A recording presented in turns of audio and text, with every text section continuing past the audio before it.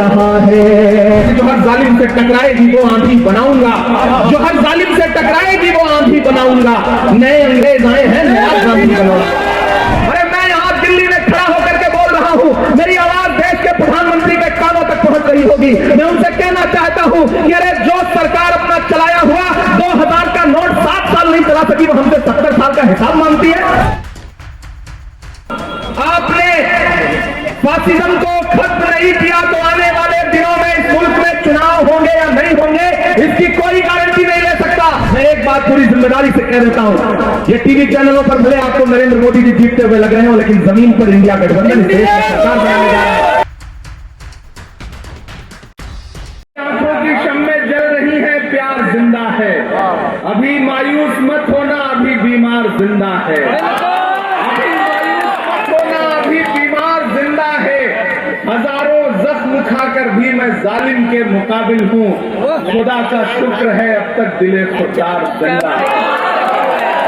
चांदनी चौक वालों, दिल्ली वालों, ये जामा मस्जिद की तारीखी सीढ़ियां हैं और मैं यहाँ आपसे मुखातिब होने के लिए खड़ा हूँ तो मेरी आंखों में 1947-48 में इसी जगह पर खड़े हुए मौलाना आजाद का वो मंजर है जब उन्होंने तारीखी तकरीर की थी और हिंदुस्तान के मुस्तकबिल को अपने लफ्जों में पिरोया था।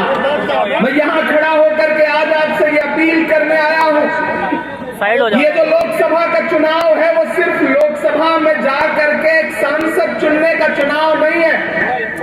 अगर आपको लगता है कि ये महज एक मेंबर ऑफ पार्लियामेंट चुनने का चुनाव है तो आप गलतफहमी के शिकार हैं।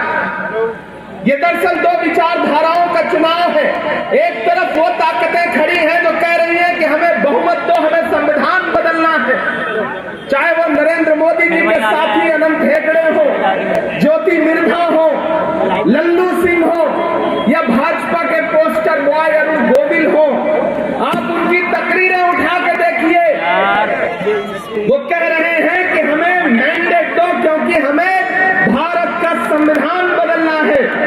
वो संविधान जिसमें महात्मा गांधी के उसूल हैं, वो संविधान जिसमें पंडित जवाहरलाल नेहरू के सपने हैं, वो संविधान जिसमें मौलाना आजाद के ख्वाबों की ताबीर है, वो संविधान जिसमें डॉक्टर बाबा साहब अम्बेडकर का पसीना है, वो संविधान नरेंद्र मोदी जी बदलना चाहते हैं। और एक तरफ वो ताकत खड़ी है जिसका नाम राहुल गांधी है, जो ये कह रहा है कि हम अपनी आखिरी सांस तक हिंदुस्तान के आईन पर आंच नहीं आने देंगे। ये चुनाव दो विचारधाराओं के बीच में है। मेरे भाई, यहाँ इंडिया गठबंधन के जो प्रत्याशी हैं, हमारे कांग्रेस पार्टी के वरिष्ठ नेता जयप्रकाश अग्रवाल जी, इनकी शराफत, इनकी विनम्रता, इनकी सादगी आपके बीच में जानी पहचानी है। मुझे उस पर तबसरा नहीं करना है। हमारी कश्ती को पार कर तक हमारा हुनर गया है। ये बंद कर दो भाई। हमारी कश्ती को हमारा हुनर गया है। नए खेवैये कहीं न समझे नदी का पानी उतर गया है। ये जयप्रकाश अग्रवाल जी हैं, इन्होंने कांग्रेस की सियासत को बहुत सलीके से देखा है, जाना है, समझा है और आप इनके पिछले 25, 30, 40 साल की सियासत से वाकिफ हैं। मैं इनके बेटे की तरह हूँ, यानी कि बेटे मुझसे से भी कम उम्र का हूँ। मैं यहाँ खड़ा होकर के आपसे ये कहने आया हूँ मेरे भाई कि ये चुनाव बहुत जरूरी चुनाव है। एक तरफ नरेंद्र मोदी जी का झूठ है, उनके फर्जी आंसू हैं और एक तरफ राहुल गांधी के पैर के छाले हैं जो कन्याकुमारी से कश्मीर तक चलते हुए उनके पैरों में आए थे। पड़ोस में लाल किले की वो दीवारें हैं जहां खड़े होकर के भारत जोड़ो यात्रा के दौरान राहुल गांधी ने मुल्क से बातचीत की थी। मैं मौजूद रहा हूं इस पूरी मुहिम में, मैं मौजूद रहा हूं राहुल गांधी के साथ कन्याकुमारी से कश्मीर तक चलता हुआ। जब मुझसे मीडिया के साथी कहते थे कि इमरान साहब राहुल गांधी 4000 किलोमीटर चल रहे हैं, आप तो शायर हैं, आप क्या कहेंगे, तब मैं शेर पढ़ देता था कि जो हर जालिम से टकराएगी वो आंधी बनाऊंगा, जो हर जालिम से टकराएगी वो आंधी बनाऊंगा। नए अंग्रेज आए हैं, नया गांधी बनाऊंगा। वो इंसान चलते रहा 4000 किलोमीटर अपने पैर के छालों की परवाह किए बगैर, सिर्फ एक नारा लगाता हुआ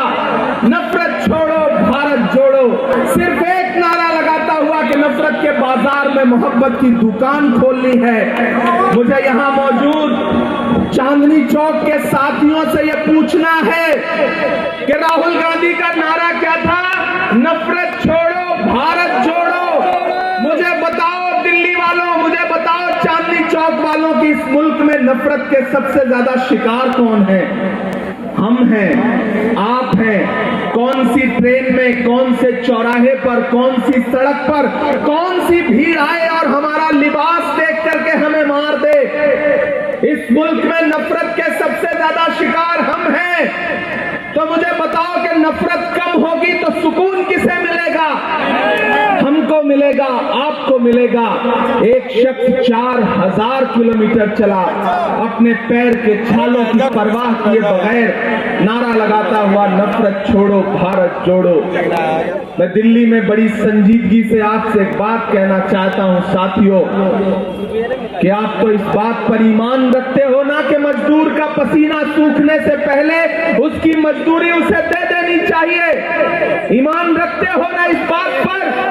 हमारे बुजुर्गों का कॉल है ये। मैं जामा मस्जिद की सीढ़ियों पे खड़ा होकर के एक बहुत जज्बाती बात कह रहा हूं दिल्ली वालों, कि मजदूर का पसीना सूखने से पहले उसकी मजदूरी उसे दे देनी चाहिए। हम इस बात पर ईमान रखते हैं। तो मैं इमरान प्रतापगढ़ी यहां खड़ा होकर के ये कहता हूं कि मैंने देखा है राहुल गांधी जी का बहता हुआ पसीना, मैंने देखा है राहुल गांधी के पैर के छाले जो कन्याकुमारी से कश्मीर तक चलते हुए उनके पैरों में आए थे।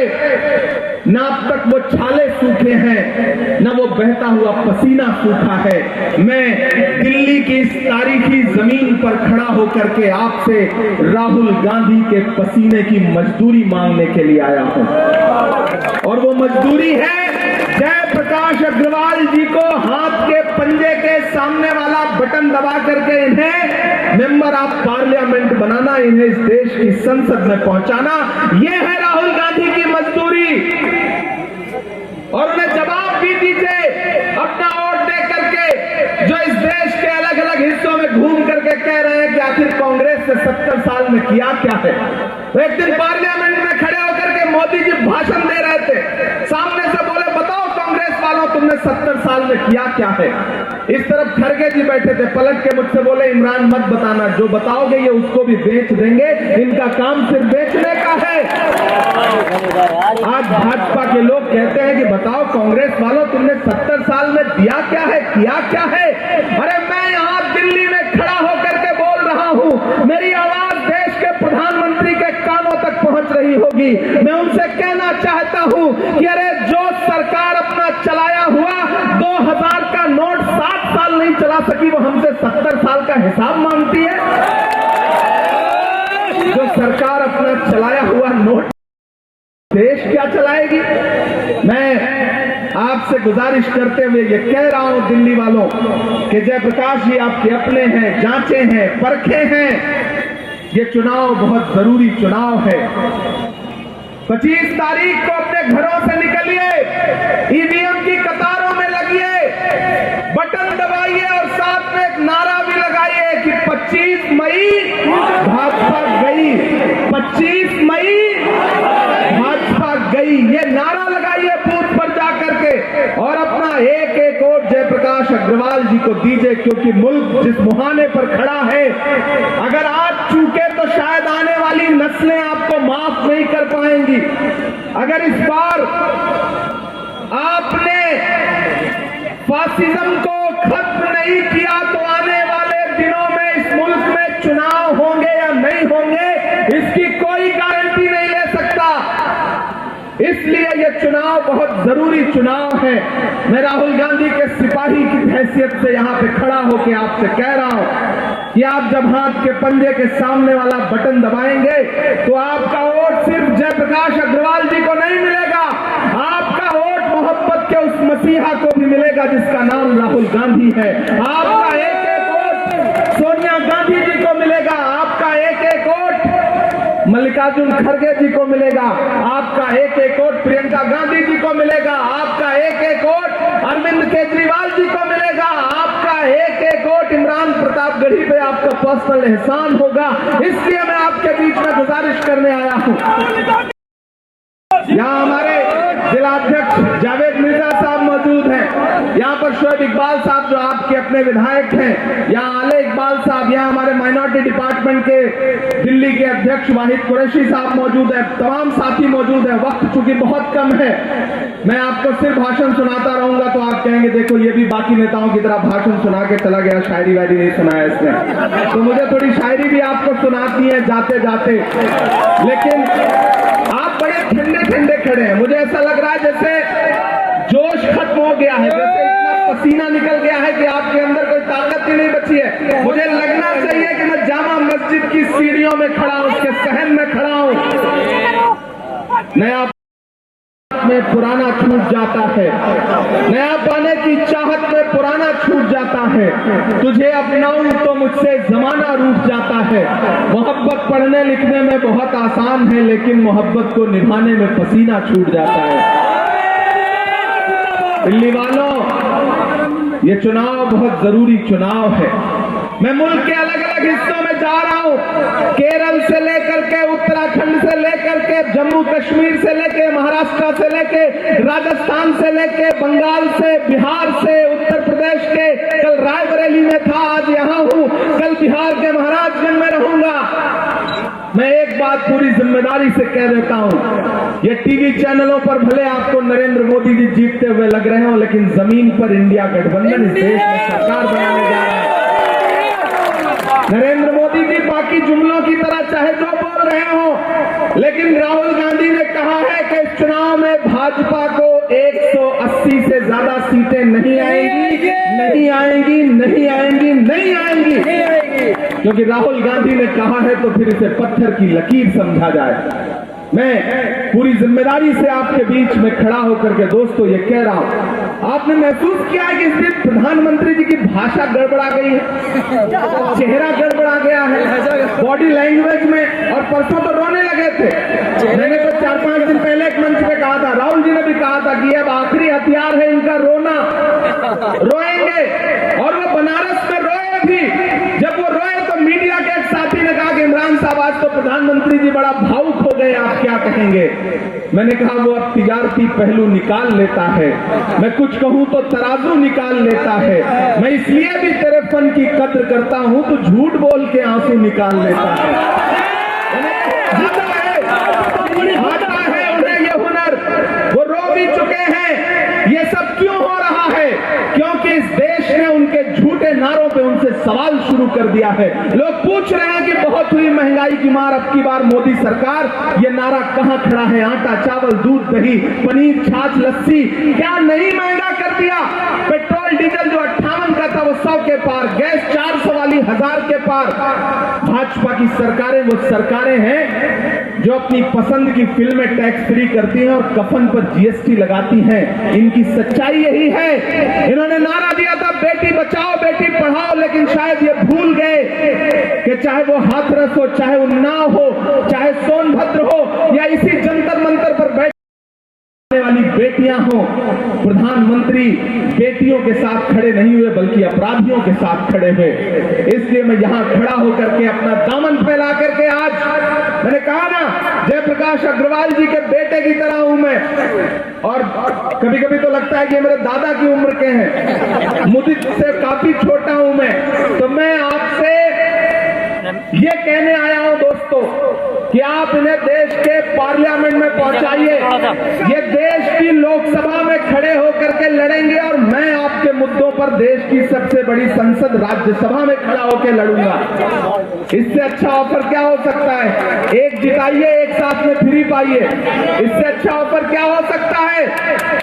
तो मेरी गुजारिश है कि जेपी अग्रवाल साहब को जिताइए, ज्यादा से ज्यादा तादाद में घरों से निकलिए। 25 तारीख को अपना एक एक वोट लेकर के जाइए और देश के चौकीदार से सवाल पूछिए कि कहां सोया है चौकीदार, कहां सोया है चौकीदार। इलेक्शन सिर्फ वोट देने का नाम नहीं है, सपोर्ट देने का भी नाम है। मुझे आपका जोश दिखाई पड़ना चाहिए। मैं देश की संसद से महज 5 किलोमीटर दूर खड़ा होकर करके देश के हाकिम से ये सवाल पूछ रहा हूं कि कहां सोया है चौकीदार, कहां सोया है चौकीदार। विजय माल्या नाक के नीचे से हो गया फरार, कहां सोया है चौकीदार, कहां सोया है चौकीदार। कि चाय बेचने वाला पूरा भारत बेच रहा है। बेच रहा है कि नहीं बेच रहा है? बेच रहा है कि नहीं बेच रहा है? चाय बेचने वाला पूरा भारत बेच रहा है। इसी काम में हासिल उसे महारत बेच रहा है। कि रेल बिक गई, तेल बिक गया, बिका हवाई अड्डा। अब उठे आपका हाथ अगली लाइन पे कि रेल बिक गई, तेल बिक गया, बिका हवाई अड्डा। सब कुछ बिकता देख के खुश हैं अपने जेपी नड्डा। कि जनता महंगाई की मारी करती हाहाकार, कहां सोया है चौकीदार, कहां सोया है चौकीदार। उठाइए अपना हैंड एक हाथ और एहसास दिलाइए जेपी अग्रवाल जी को और मुझसे वादा करिए कि 25 तारीख को अपने घरों से एक एक वोट लेकर के निकलेंगे और जयप्रकाश अग्रवाल जी का जो चुनाव निशान है हाथ का पंजा, उसको दबाएंगे और इतनी बड़ी तादाद से यहां से इन्हें जिताएंगे, देश की पार्लियामेंट में पहुंचाएंगे कि 4 जून को जब रिजल्ट आए और दिल्ली में जब इंडिया गठबंधन की सरकार बने और हमारा प्रधानमंत्री बन रहा हो तो दाईं तरफ जयप्रकाश अग्रवाल खड़े हो और बाईं तरफ इमरान प्रतापगढ़ी खड़ा हो।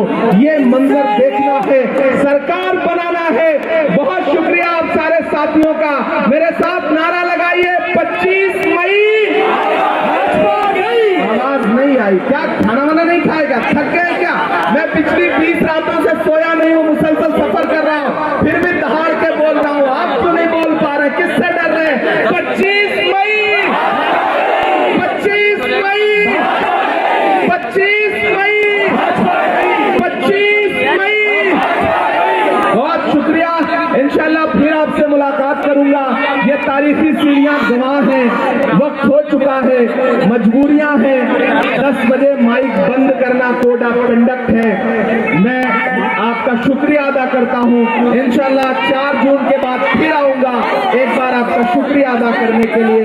आप जिताइए, जीत का जश्न मनाने के लिए फिर आऊंगा आपके बीच में। बहुत शुक्रिया।